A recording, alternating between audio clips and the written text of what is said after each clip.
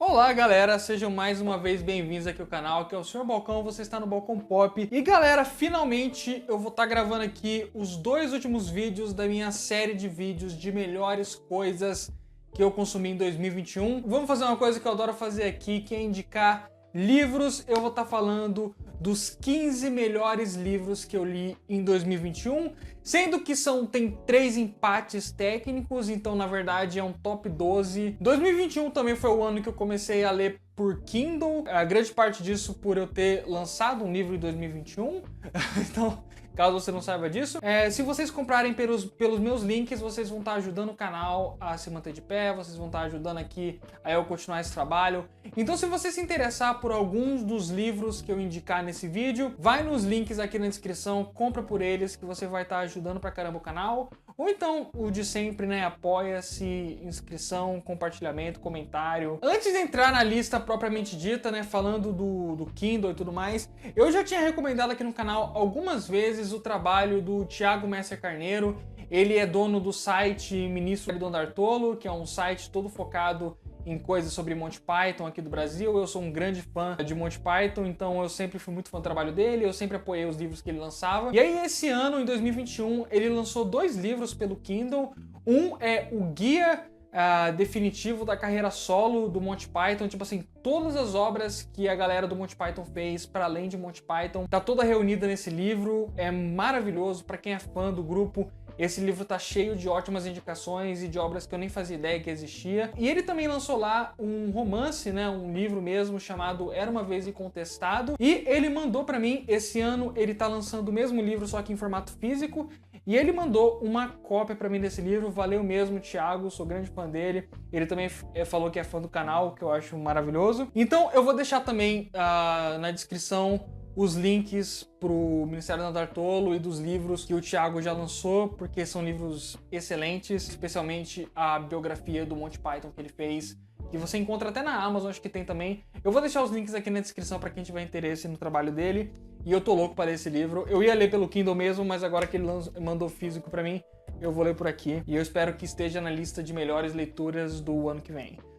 Muito bem, agora sem mais delongas, vamos começar a nossa lista. Em 12º lugar, O Último Lobisomem, do Glenn Duncan. Porra, o tanto que eu sou fã de lobisomem, esse livro tá nessa posição, é quase uma ofensa pro livro. Mas agora falando sério, pô, gostei pra caramba. Esse ano eu comecei a ler vários livros de lobisomem, eu li também aquele da Anne Rice, a Dádiva dos Lobos. E tanto esse livro quanto a Dádiva dos Lobos tem continuações, que são próximas leituras que eu vou fazer esse ano. Mas, pô, excelente livro, com uma puta história, realmente vai muito na psicologia desse personagem, de como é ele se sentir o último da raça dele. É um livro também com um forte fator erótico, como a maioria das obras de terror, principalmente literárias, costuma ser. Só que não é um livro que deixa isso se tornar o fator principal. É um livro que tem muito conteúdo para além de todo o gore e putaria que tem nele. Enfim, foi uma leitura muito divertida. Em 12º lugar, O Último Lobisomem. Agora em 11º lugar, o livro Hotel California, do Fernando Rich. Sim, exatamente, é um livro baseado na música do The Eagles. É uma música muito fascinante, porque apesar do toque e tudo mais, ela tem uma letra bastante creepy, assim, meio dark. E aí o Fernando Rich se aproveitou disso e fez toda uma história ao redor das coisas que tem na música. E, porra, é um livro de terror muito efetivo, eu gostei pra caramba. É um livro brasileiro, independente, né? Eu já tinha conhecido o trabalho do Fernando Rich pelo livro O Homem e Seus Demônios, que é sobre um escritor que encontra os maiores ídolos dele e conversa com eles enquanto ele tá nesse processo de escrever um livro. Ele é cheio dessas ideias de realismo fantástico que ele trabalha. Então, no caso, primeiro aqui foi essa coisa de encontrar os seus ídolos, e agora no Hotel California ele trabalha com uma música que todo mundo conhece por uma ótica de terror gótico. Então, porra, eu adorei esse livro de verdade, fica a indicação. Dos 2 livros do Fernando Rich, na verdade, apesar de eu só ter lido esse ano, e eu tô louco pra ler os outros livros dele que parecem ser tão legais quanto. Em 10º lugar agora, Contos de Horror e Fascínio, do Emanuel Fernandes. Pô, eu sou suspeito pra falar porque o Emanuel é um grande amigo meu, tanto que essa cópia aqui tá autografada, mas não se deixe, eu realmente não tô fazendo aqui partido dele. O livro é sensacional, é um dos melhores experimentos com o conceito de um livro de contos de terror que eu vejo desde A Voz do Fogo, do Alan Moore. Ele vai conectando os contos com pequenos detalhes de conto em conto que vai gerando uma atmosfera cada vez mais atormentadora até o final. E ele trabalha com cada conto numa temática diferente, todas muito relacionadas ao contexto do que o Brasil vive atualmente. Então você tem contos sobre o fim do mundo, você tem contos sobre certos seres folclóricos, discussões sobre os mais diversos tipos de preconceito possível. Então assim, é um livro socialmente, filosoficamente, politicamente muito carregado, só que ele nunca deixa que isso tire o forte fator de horror que envolve o livro. É um livro, assim, fascinante em termos de horror. Um dos livros de contos brasileiros mais legais que eu li nos últimos anos. E eu não ia deixar de indicar ele aqui só porque é de um amigo meu. Ele tem disponível no Kindle por um preço baratíssimo, tipo R$5, ou então no Kindle Limited se você ler ele de graça. Mas eu vou também deixar o link para quem quiser a versão física do livro que o Emmanuel tá lançando esse ano também. Fica a dica fortíssima de terror brasileiro, independente, não fica muito melhor do que isso. Falando ainda de contos, de livros de contos brasileiros, em nono lugar, Conceição Evaristo com o livro Olhos d'Água. É um livro todo pautado em cima da temática de mães, assim, acima de qualquer outra coisa, mães e periferia.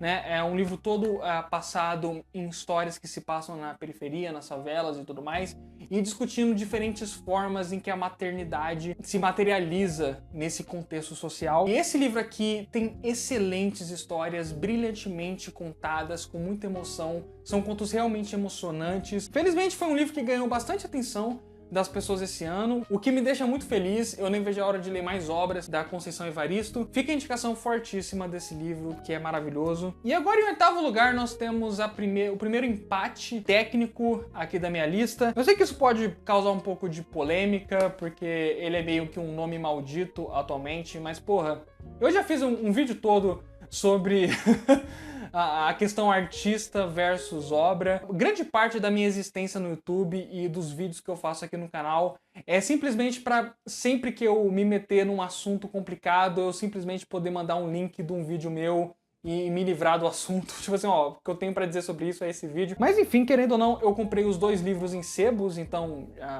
dinheiros não foi pra ele através do meu bolso. Todos os filmes dele que eu vejo por torrent. Por que eu tô me justificando tanto? Que tristeza.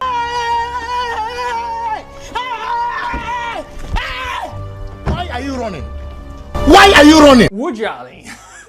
Eu li 2 livros dele. Fazia muito tempo que eu queria ler os livros dele de crônicas, contos e ensaios e tudo mais, e sátiras. E esses são os 2 livros mais famosos que eu tinha aqui já há algum tempo, o Cuca Fundida e o Sem Plumas. Caramba, é hilário. Tipo assim, pra quem já tem um certo conhecimento de como funciona, tipo, estruturas de ensaios literários, certos conceitos jornalísticos, é um livro puramente de sátira e paródia, também de peças de teatro. Ele pega vários gêneros literários e faz twists com eles, assim, brilhantes de comédia. Pra quem é fã do tipo de humor que o Woody Allen faz nos melhores filmes dele, esses 2 livros aqui são fantásticos e, enfim, eu precisava indicar porque eu gostei pra caramba deles. Em 7º lugar, mais um empate técnico. Esses livros eu não tenho aqui em mãos pra mostrar porque os 2 estão só disponíveis no Kindle. São os livros A Cólera da Héstia e o Prosopopeia, 2 livros do escritor brasileiro Talal Leonardo, que, porra, foram livros que explodiram minha cabeça esse ano, porque assim, o que o Talal Leonardo parece fazer, na minha opinião, é pegar certos gêneros literários que estão muito enraizados no passado e tentar colocar eles sobre uma nova perspectiva. Então, A Cólera da Héstia é um livro que, em sua essência, é uma tragédia grega, sabe? Muito inspirada em Édipo Rei, ou então Prometeus e etc. Ele pega essa ideia de uma tragédia grega que envolve 2 irmãos indo matar a Medusa e traz para esse universo de tragédia gregas inúmeros problemas, temáticas, questões psicológicas que envolvem mais a geração atual, coisas como depressão, insegurança e etc. Só que ele escreve o livro com uma linguagem e narrativa muito próxima desses livros clássicos. Então a experiência que você acaba tendo é como se você estivesse lendo um livro escrito naquela época, só que extremamente moderno, entende? É quase que um anacronismo literário muito grande. E a mesma coisa o Prosopopeia, que eu gostei ainda mais, é um livro que pega o conceito de fábulas, né, que fazem analogias ou metáforas. Então, por exemplo, livros como Revolução dos Bichos e tudo mais, pega esse tipo de livro que coloca grandes questões sociais pelo ponto de vista de animais, falantes e tudo mais, só que aí ele faz um grande twist em cima disso. Hoje em dia a gente sabe o quanto de problema envolve livros como Revolução dos Bichos, que simplificam coisas muito complicadas e complexas de geopolítica e acabam virando só mera propaganda ideológica. E esse livro vai para um outro caminho, ele pega esse conceito de fábulas e torna isso uma coisa muito mais perturbadora e quase de horror, assim, que faz a gente refletir de como é complicado você tentar lidar com questões da vida real através de versões simplificadas da realidade. Então, porra, são dois livros que me fascinaram pra caramba e que eu recomendo demais que vocês leiam. Os dois estão no Kindle Unlimited ou então por preços baratíssimos vocês conseguem comprar eles. Fica a grande recomendação dos dois. Agora vamos para o sexto lugar, aqui agora a artilharia começa a ficar pesada. Esse top 6 estão entre os melhores livros que eu li na vida, não só esse ano. Começando por Johnny Vai à Guerra, do Dalton Trumbull. Se você já ouviu a música One do Metallica, ou então o filme Johnny Vai à Guerra, esse aqui é o livro que inspirou ambas essas obras, que é a história de um soldado que na guerra perde a visão, a audição, os braços e as pernas, e ele fica internado, né, no hospital, quase nesse estado vegetativo. Só que a gente vê todo o livro pelo ponto de vista da consciência dele, dos pensamentos dele, em tudo que ele reflete sobre a condição atual dele e o que ele era antes. A maioria das pessoas considera um dos grandes tratados anti-guerra em forma literária já escritos, e eu entendo muito porquê. É um puta livro, muito bem escrito, bem assim, angustiante. É uma das experiências assim de você entrar no corpo de um personagem mais angustiantes que eu tenho desde quando eu li Metamorfose do Kafka, assim. Então, porra, Johnny Vai à Guerra é maravilhoso. 2021 também foi o ano que eu conheci mais as obras do Ibsen. Eu já havia lido Casa de Bonecas há muito tempo atrás, só que aí esse ano eu peguei essa coleção aqui, que são 6 dramas divididos em 2 partes.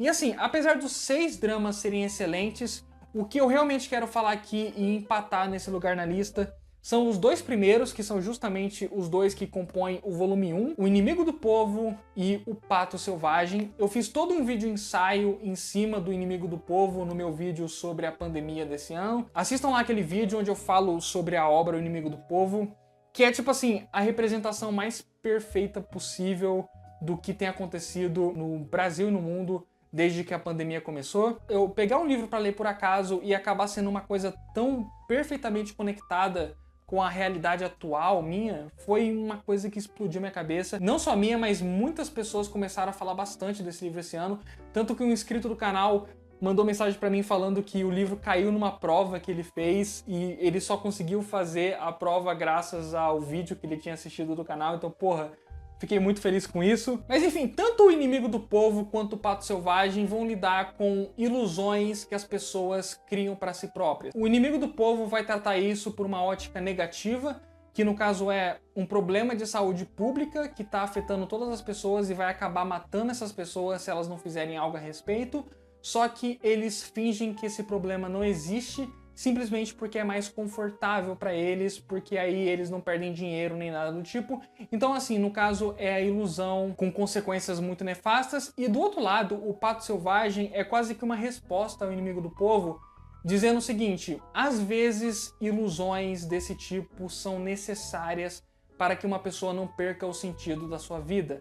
Então, no Pato Selvagem vai contar a história de um cara que decide contar a verdade para uma família que vivia sobre uma mentira, e depois que essa verdade vem à tona, a família se destrói completamente, e você vê que às vezes era melhor não ter contado a verdade para essas pessoas. Então o Ibsen coloca um dilema ético nessas 2 obras. Faz muito sentido você ler as 2 em conjunto, porque elas são meio que obras que se confrontam. Uma mostra o lado negativo de se criar ilusões, e a outra mostra meio que o lado positivo, que às vezes ilusões são necessárias para que a vida se mantenha em curso. Ibsen já mora no meu coração, já é um dos meus escritores favoritos, só por essas 2 obras, mas eu recomendo vocês irem atrás dos 2 volumes, que as obras que tem aqui também são muito boas. Agora, em quarto lugar, O Senhor das Moscas, do William Golding.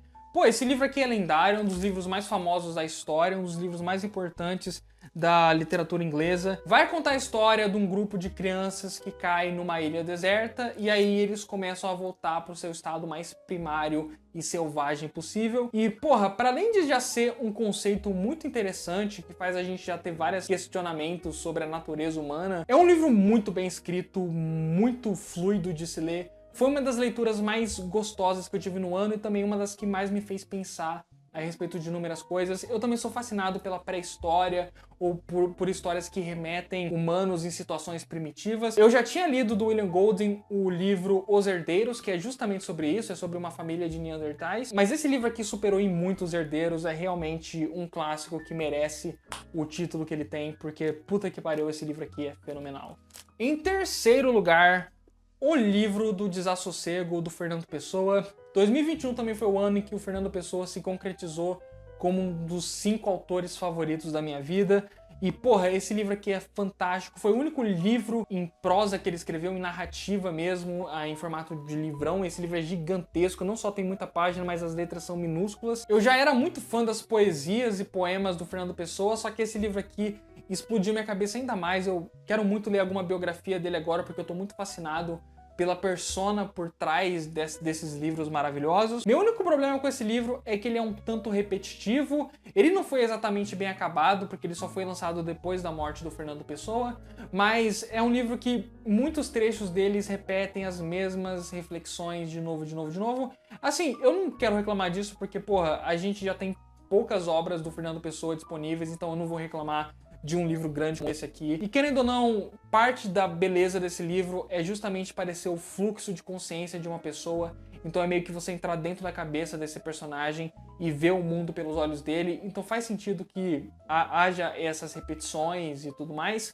Só que é o que fez com que o livro abaixasse um pouco na minha lista. Se ele fosse um pouco mais conciso, eu acharia ele perfeito e ele poderia estar pelo menos em segundo lugar na lista, mas enfim, livraço que eu recomendo pra caramba pra todo mundo. Em segundo lugar, um livro um pouco diferente desses outros que eu mostrei. 2001, Uma Odisseia no Espaço, Stanley Kubrick, Arthur C. Clarke e a criação de uma obra-prima do Michael Benson. Aí, Kawai Benson, tamo junto.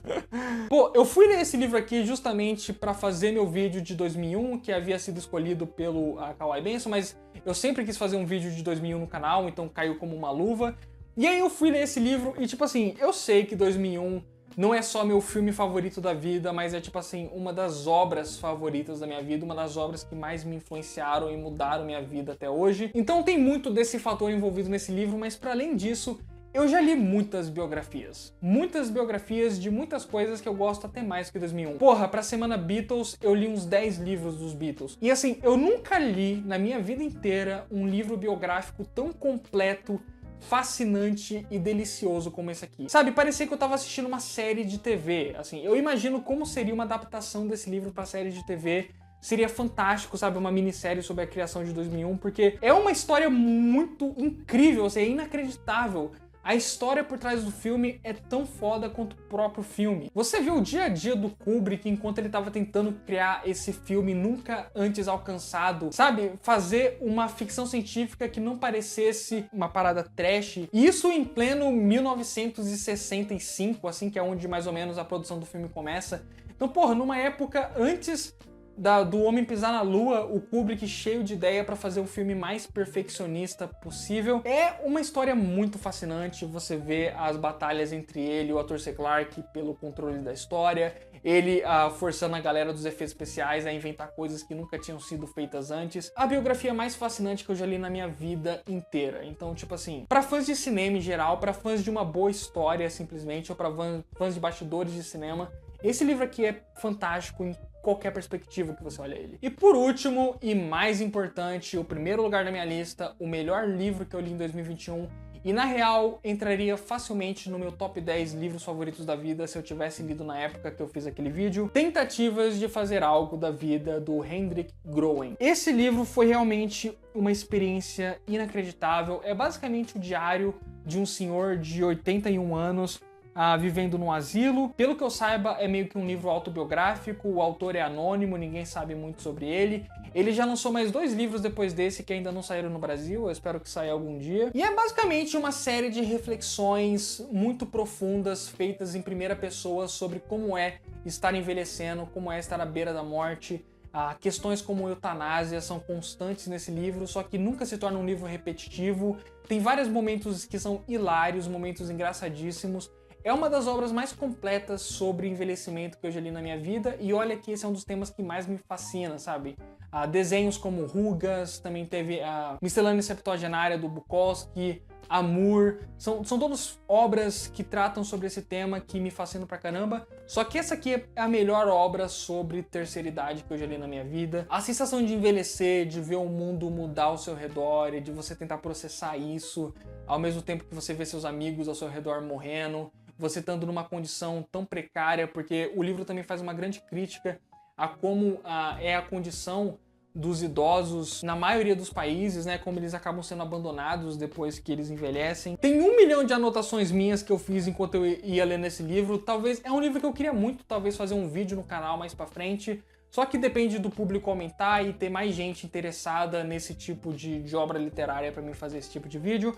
Mas enfim, de qualquer forma, já fica a indicação aqui, Tentativa de Fazer Algo da Vida, é um dos melhores livros que eu li em toda a minha vida. Então, enfim. Então, galera, como eu falei, se você se interessou por algum dos livros que eu indiquei aqui, vai nos links da descrição e compra por eles, que você vai estar ajudando demais o canal. Valeu por estarem aqui mais uma vez, eu espero que vocês tenham gostado do vídeo. Acho que é isso, galera. Até a próxima e valeu!